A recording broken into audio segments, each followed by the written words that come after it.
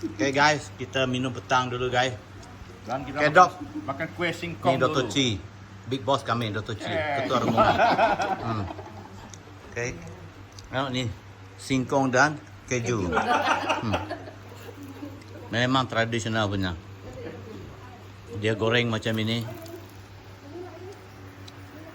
Ini adalah homestay dia. Busang Denak. Datang support guys, Busang Denak homestay. Busang Denak Homestay Resort di Bakun.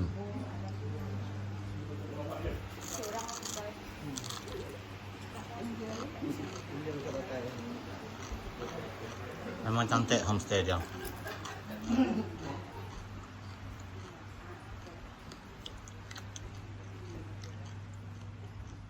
Semua ada. Toilet ada guys, no problem.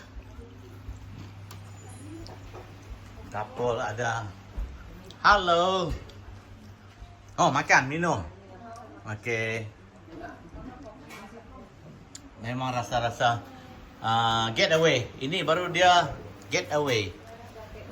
City life getaway. Ya, hustle and bustle. Okay guys. Ini dia punya owner, pekenyo dia. Ya, berapa lama sudah Busang Denak? Ini since 2021. Oh, 2021. So guys, Busang Denak support homestay dia. Bagus. Nah, Dua kali ya. dah datang. See? Okay, so should be no problem. Dia yang lupa.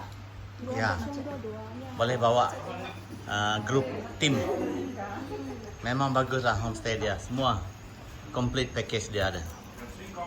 Ya. Okay, layanan pun okey, sambutan okey. Ya. Kita baru sampai betul-betul. Dan dia facing terus kepada Tasik. Ini kapitan kami. Tasik biru. Kapitan Tan dari Serike. Okay, boleh nampak guys. Memang Tasik dia terus ke bawah. Alright, so stay tuned guys. Remember subscribe, share, follow channel Jeffrey Official.